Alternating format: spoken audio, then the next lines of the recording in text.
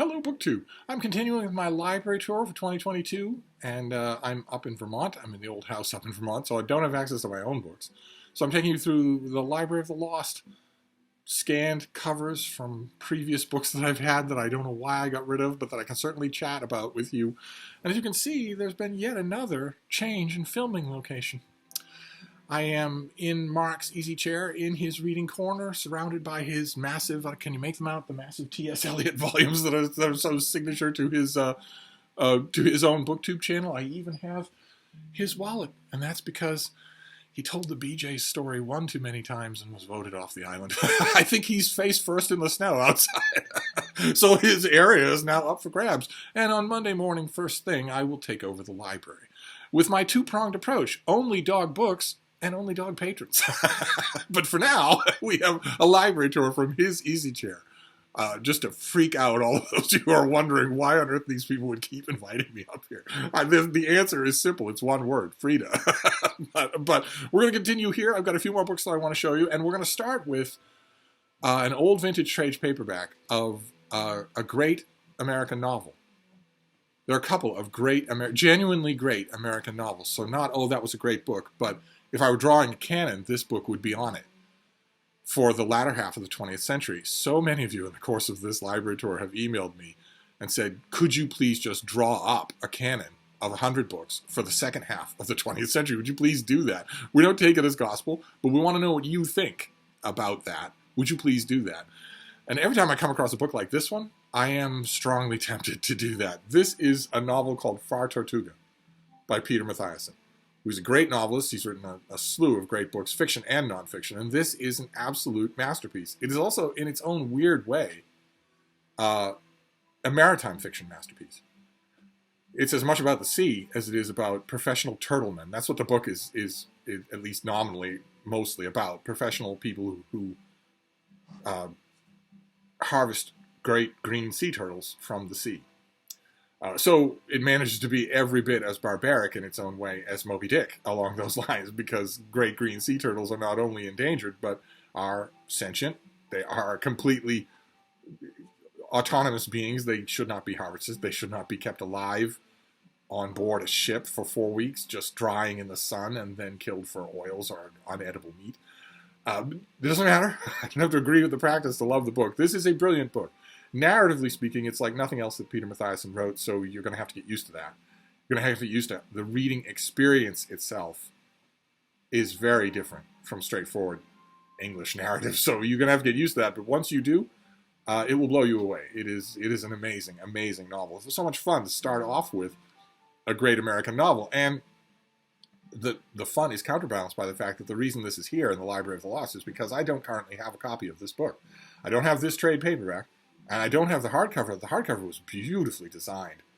In addition to beautifully printed, the design of it, the illustrations of it was just lovely. And I don't have a copy, and I haven't seen one, to grab in a while. But I will. It will turn up. And maybe I won't have to wait long before Tortuga is in the Library of America, where it belongs.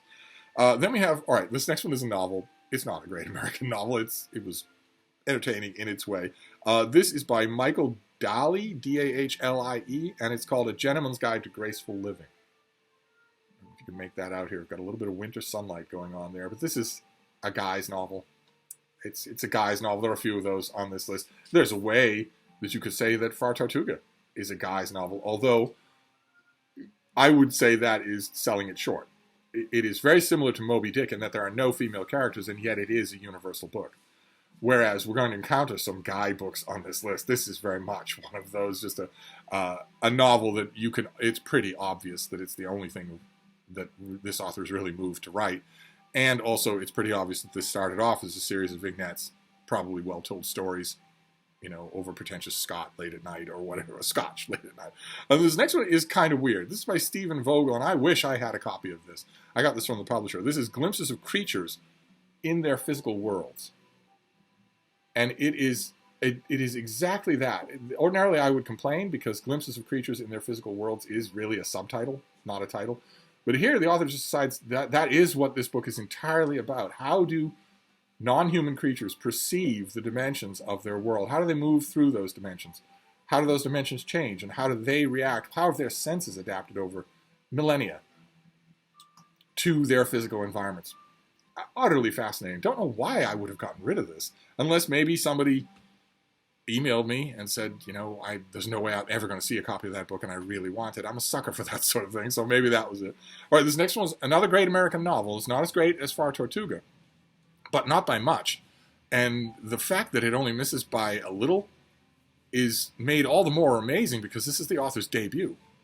It's about as strong a literary debut as you're ever going to encounter in American letters. This is Horseman Pass By Larry McMurtry. And it's the story mostly, it's 3 generations of men. It's very much a men's novel. But once again, I would say, Larry McMurtry can write women really, really convincingly. The only convincing female character in his debut is dead. so that you could do better at convincing. But the characters, some of the characters here, the main character, the one you're going to remember, is a teenage boy who's learning all about life in a small town.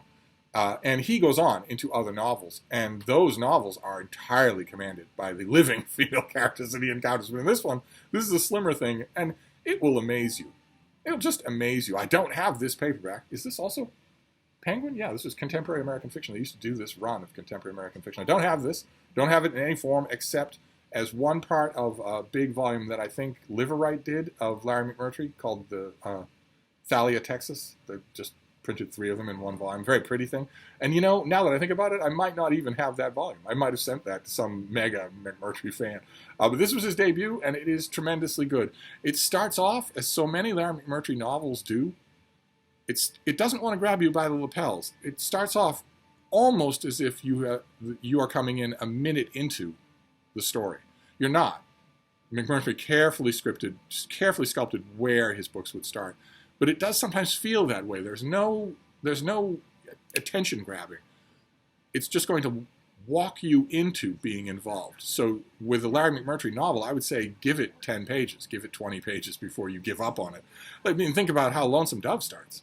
His masterpiece. And again, something that I would nominate as one of the great novels of the second half of the 20th century. It does not start off with Call Me Ishmael. It does not start off like an epic at all. Okay. Well, we're continuing with fiction, but I'm afraid the quality is dropping quite a bit here. So Jason Harrigan and Criminale will be perking up their ears at this one, but virtually nobody else. This is by Stuart James, and it is called Jack the Ripper. And apparently he has decided to give up on Whitechapel prostitutes and go after Doris Day. I don't know what explains this cover, but this is basically the continuing adventures of Jack the Ripper, where he comes back and starts killing people again. And if I remember correctly from when I read this paperback, it's atrocious. Absolutely atrocious. Just schlock horror at its absolute most shameless, which puts it right up Criminale's alley. He will certainly want to read this if he doesn't have a copy already.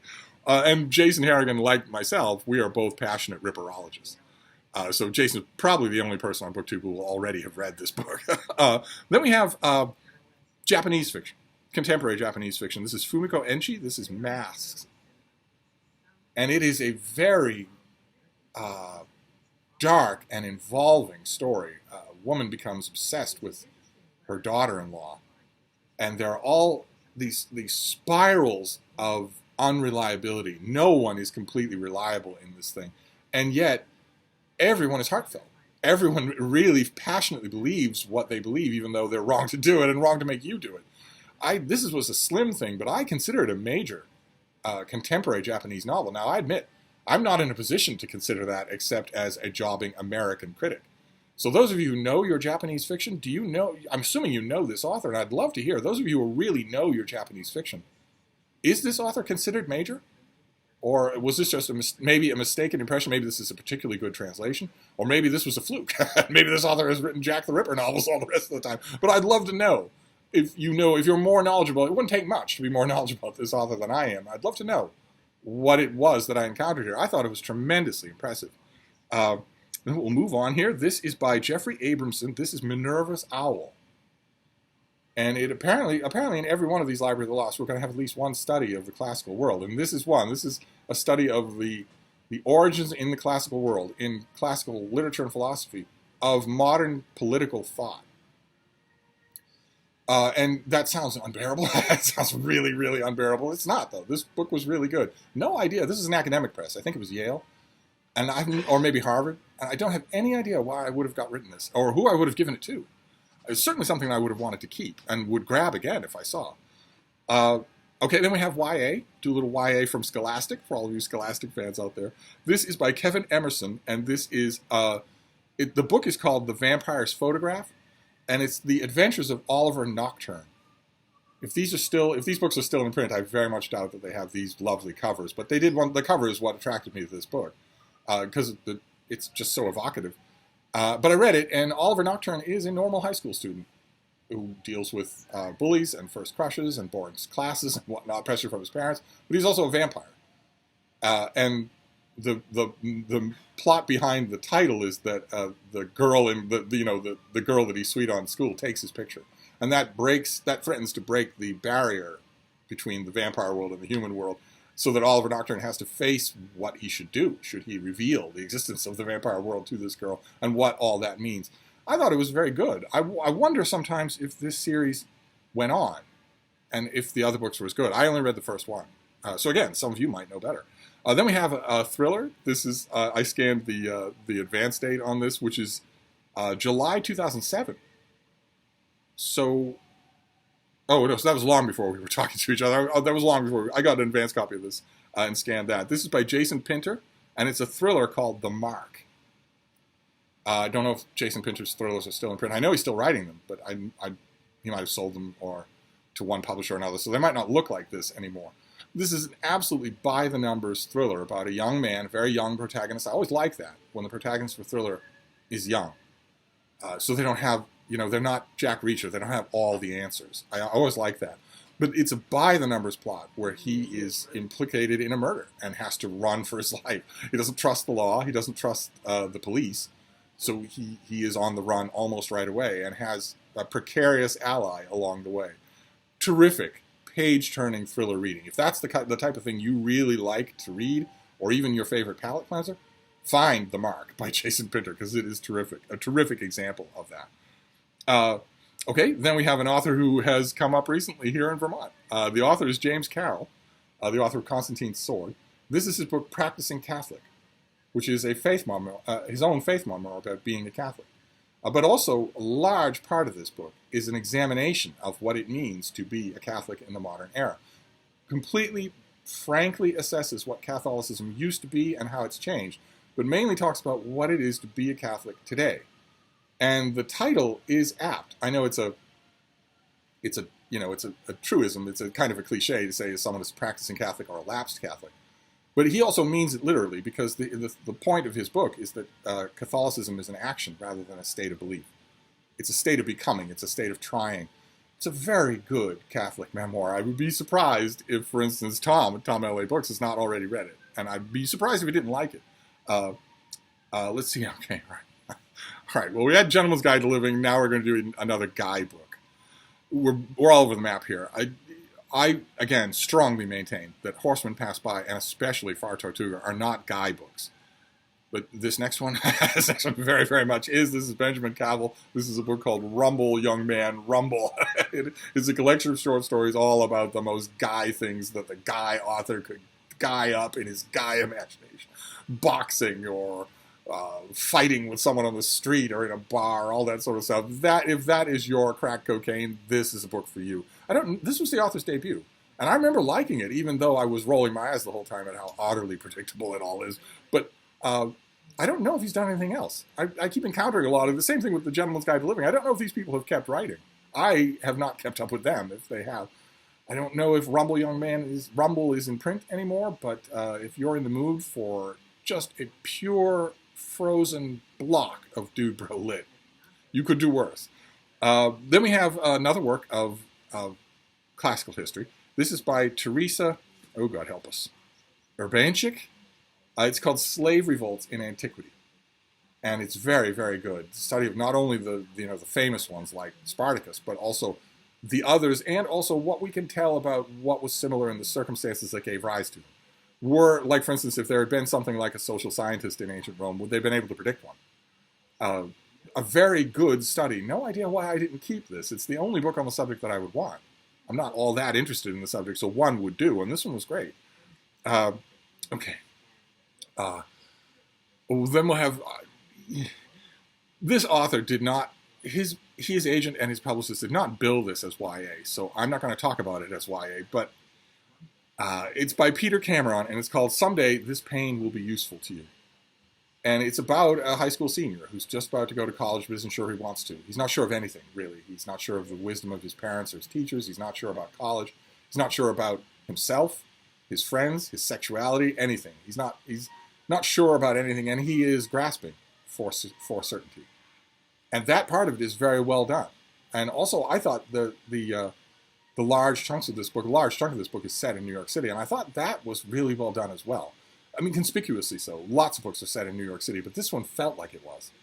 So I don't know if this book is in print, but if it is, and that sounds interesting to you, it's very well done. I'm just not sure. I'm not sure that it isn't YA, but I guess that doesn't matter.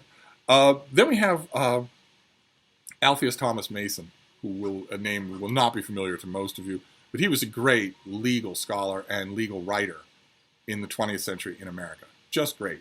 I'm pretty sure he's dead. I don't think I'm going out on a limb to say that he is dead. And he wrote a great book called The Supreme Court from Taft to Berger. So not a whole history of the Supreme Court, just a history of the Supreme Court, basically in the first 6 decades of the 20th century. And I am a junkie for Supreme Court stuff. I lament the current majority on the Supreme Court, but I'm a junkie for the fact that the United States even has something called the Supreme Court.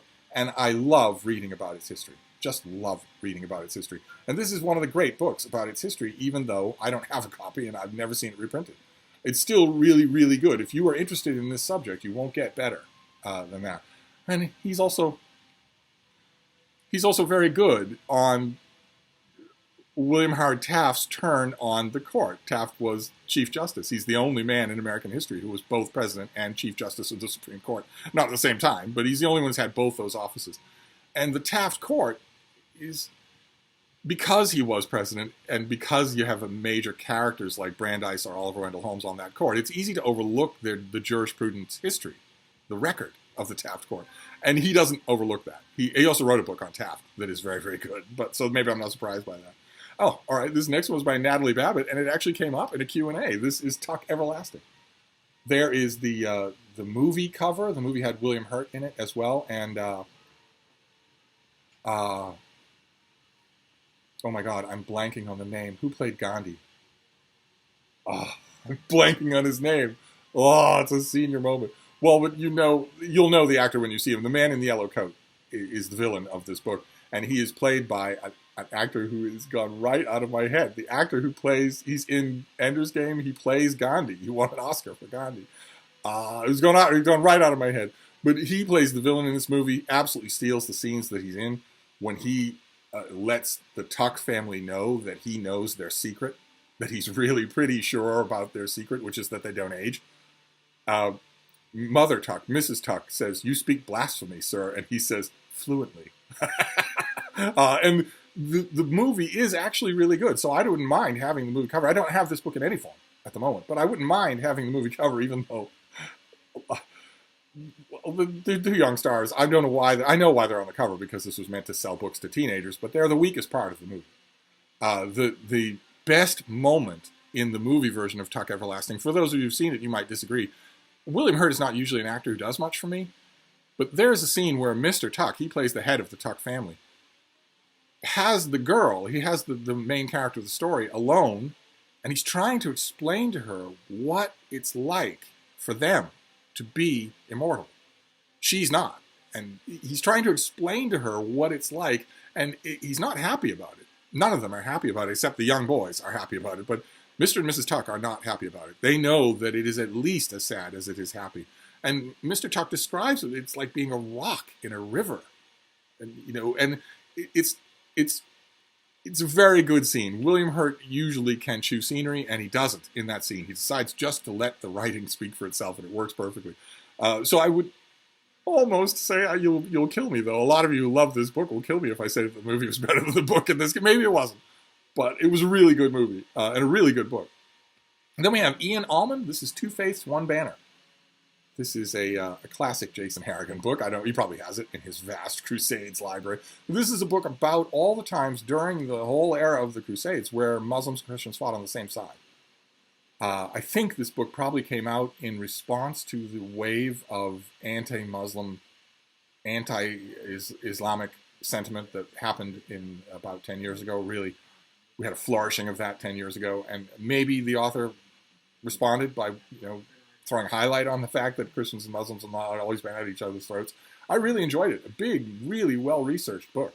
The final word will be Jason's, of course, if he's read it, but I can certainly recommend it myself. We don't know why I don't have it, but I can certainly recommend it myself. Okay, and then we'll finish up with a work of natural history. An old work of natural history. You could write a new one on this. This is by, Rolf Peterson, and it is The Wolves of Isle Royale. And this is a study that's older, and for those of you who know anything about The Wolves of Isle Royale, you'll know that the year in which the study comes out matters, because the situation on the island changes drastically. It's an island in Lake Superior. It's an extremely remote place. People go there to vacation, but only during the tiny window when the whole island is a park, and there's only a tiny window where it's open. It closes in the winter because you could easily die. It was until modern times a pretty inhospitable place, and it has a steady state population of wolves and moose. And it's one of the only places where that steady state population is not interrupted by any other predators. It's a perfect way for scientists to study the balance between a wolf pack, or 3 wolf packs, and moose population without having to factor in cougars or especially bears. There are no other apex predators on Isle Royale, so it's just the wolves. But sometimes the wolves' population decreases. I think in recent years it decreased to 1 female, and they had to bus in a bunch of wolves to increase the population so that the place wasn't just swarming in moose, because then you'd have a huge die-off of moose as well. So I don't remember the exact year that this came out, but it would be a snapshot of what the island was like at the time, the balance between those two groups was like at the time. And I have been to Isle Royale many, many times, including, I'm safe to say, since it was decades later, and I'm pretty sure the statute of limitations have run out, I've been there many times when you're not supposed to be there. I've been there many times in the winter. And it's an eerie, well, those of you who've been there, even in the summer and spring, it's an eerie, beautiful place. It's worth the tedium of getting there to go and see it. And this is a book about the wolves at the time when this author was writing about it. So why I got rid of it, I have no idea at all. Of all the books on this list, I have no idea why I don't have this one. And it probably doesn't exist as an ebook. So I'm just going to have to wait to find it somewhere. Probably not in New England. But anyway, that is the Library Tour of the Lost for today. A bright, snowy day here in Vermont, but the snow is very gentle. It's cold, but the snow is very gentle here. I'm about to go online and get the latest news about how this same storm is hitting my beloved Boston. It's just random chance that I'm not there. Where Boston is expected to have widespread power outages, maybe some places 3 feet of snow with 70-mile-an-hour winds. It's a little bit ironic. I was thinking about this morning. It's a little bit ironic that because if the Bean and I were in Boston when this storm was there, I'd be getting emails from people in this house saying, "Are you okay?" And this is now because of random chance. We're here, so they don't have to ask. Instead, I'm getting comments of other kinds. At least Bean is a perfect guest. But I'm going to keep an eye on that storm because, if there's no power at Hyde Cottage tomorrow, then there's no point in me going back. Tomorrow, there's power here and plenty of books to pilfer now that I am the new Mark. I'll wrap this up and I'll be back tomorrow, I hope. I'll see you then. Thank you, BookTube.